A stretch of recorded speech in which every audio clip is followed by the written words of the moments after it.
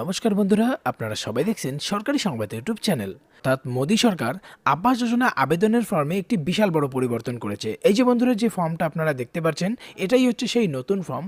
এবার বন্ধুরা, এই নতুন ফর্মটি ফিল আপ করলে আপনারা গ্রামীণ হোক বা শহরে হোক, একটাই ফর্ম। এই ফর্মটি ফিল আপ করলেই খুব দ্রুত ভোটের আগেই আপনাদের প্রথম কিস্তির টাকা আপনাদের ব্যাংকের অ্যাকাউন্টে ঢুকে যাবে।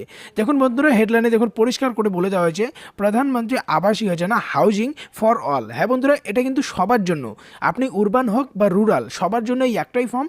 এই ফর্মটি আবেদন করলে আপনার ভোটের আগে কিন্তু প্রথম কিস্তির টাকা অথবা আপনাদের সার্ভেটা কমপ্লিট হয়ে যাবে। তো বন্ধুরা, আজকের এই ভিডিওটিতে আমি আপনাদের এটাই দেখাবো যে এই নতুন ফর্মটির কোথায় কি লিখতে হবে, এই ফর্মটি ফিল আপ করার জন্য আপনার কি কি ডকুমেন্টসের দরকার পড়বে এবং ফিল আপ করার পর এটা কোথায় জমা করবেন, জমা করার সময় কি কি ডকুমেন্টসের জেরক্স কপি আপনার জমা করতে হবে, সবটাই আপনাদের এক এক করে বুঝিয়ে বলে দেবো। অবশ্যই কিন্তু ভিডিওটিকে প্রথম থেকে শেষ পর্যন্ত দেখবেন।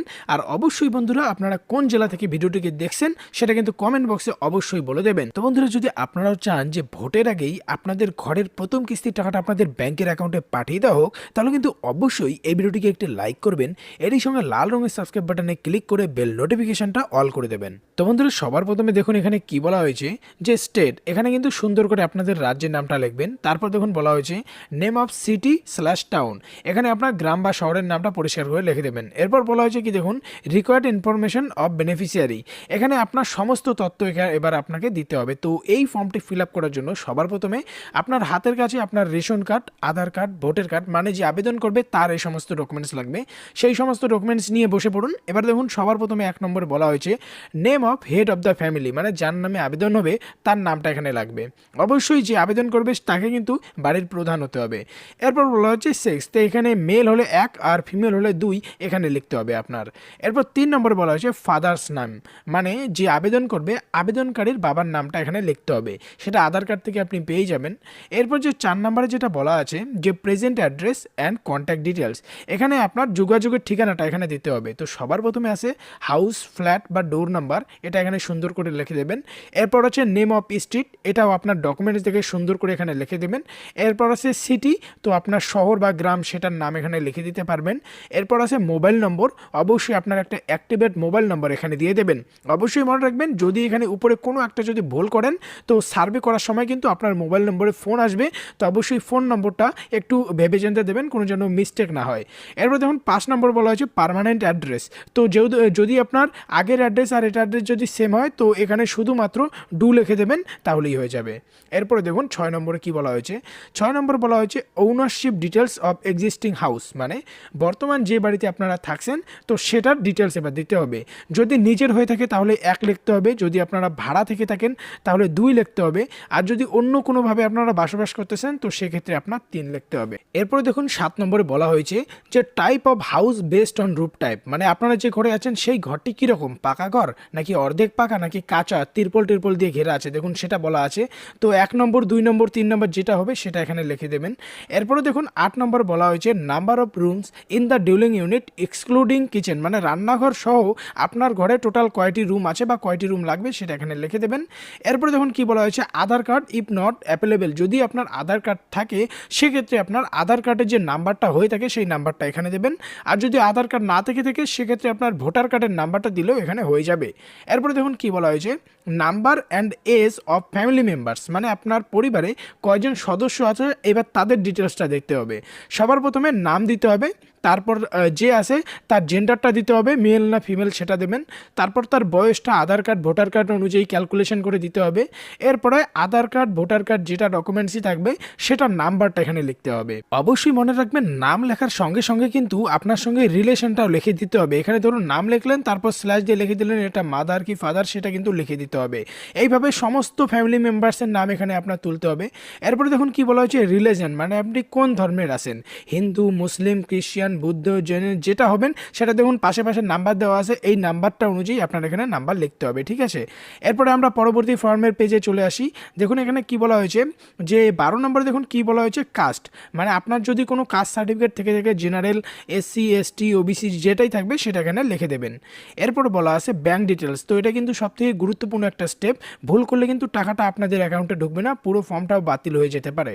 দেখুন প্রথমে আসে ব্যাংকের অ্যাকাউন্ট নাম্বার, এখানে আপনার যে ব্যাংকের পাসবই থাকবে সেই পাস বই দেখে কিন্তু সেখানে অ্যাকাউন্ট নাম্বারটা একদম দেখে শুনে ভালো মতো ওখানে লিখবেন, বারবার চেক করে লিখবেন যেন কোনো ভুল না হয়। এরপরে বলা আছে বি নাম্বারের name of the bank and branch, ব্যাংকের নাম আর ব্রাঞ্চের নামটাও সেটা আপনারা পাস বইয়ের প্রথম পেজে পেয়ে যাবেন, সেখান থেকে সুন্দর করে এখানে লিখে নেবেন। এরপরে দেখুন এখানে 14 নম্বরে বলা হয়েছে number of years of stay in this town, মানে আপনি শহর বা গ্রামে যে আসেন সেখানে কত বছর থেকে আসেন, 1 বছর 2 বছর 3 বছর যেটা হবে সেটা এখানে লিখে দেবেন। অবশ্যই মনে রাখবেন যদি 5 বছরের নিচে হয়ে থাকেন সেক্ষেত্রে কিন্তু আপনার পুরো ফর্মটা বাতিল হয়ে যাবে। এরপর দেখুন পরবর্তীতে কি বলা হয়েছে 15 নম্বরে দেখুন কি বলা হয়েছে সাইজ অফ এক্সিস্টিং ডিউলিং ইউনিট, মানে আপনার যে ঘরটা আছে বর্তমানে সেই ঘরটার কত সাইজ সেই সাইজটা এখানে লিখতে হবে, মানে কার্পেট এরিয়াটা আপনার লিখতে হবে। Whether the family ওনস any house, অর্থাৎ আপনার এটা ছাড়াও অন্য কোনো জায়গায় কোনো ঘর বাড়ি আছে কিনা সেক্ষেত্রে আপনার লিখতে হবে ইয়েস হলে ইয়েস, নো হলে নো। যদি আপনার ঘর থেকে সেক্ষেত্রে কিন্তু আপনার নিচে লোকেশনটাও দিতে হবে যে আপনার কোথায় ঘরটি রয়েছে। এরপরে 17 নম্বরে যেটা বলা হয়েছে এমপ্লয়মেন্ট স্ট্যাটাস, অর্থাৎ জীবিকা নির্বাহ, আপনারা কিভাবে কাজ করেন, সরকারি চাকরি পান বা স্যালারি পান বা দৈনিক শ্রমিক অর্থাৎ কোনো লেবার হিসেবে কাজ করেন, তো যেটা হবে সেই নাম্বারটা এখানে লিখে দেবেন। এরপরে যেটা আছে 18 নম্বর কি বলা হয়েছে average monthly income of house hold, মানে ঘরের মান্থলি ইনকামটা কত সেটা এখানে লিখতে হবে এবার। এরপর বলা হয়েছে 19 নম্বরে does the family have a BPL card, যদি বিপিএল কার্ড থাকে সেক্ষেত্রে ইয়েস, আর না হলে নোতে আপনার ক্লিক করতে হবে। এরপরে যেটা বলা হয়েছে যদি বিপিএল কার্ড থাকে সেক্ষেত্রে কিন্তু আপনার নিচে বিপিএল কার্ডের নম্বরটাও দিতে হবে। এরপরে দেখুন 20 নম্বরে কি বলা হয়েছে যে হাউজিং রিকোয়ারমেন্ট অফ ফ্যামিলি, মানে কি ধরনের ঘর লাগে, নিউ হাউস নতুন বাড়ি নাকি এনহ্যান্সমেন্ট, মানে পুরোনোটাকেই আপনারা ঠিক করবেন, তো সেই হিসেবে কিন্তু এখানে লিখতে হবে।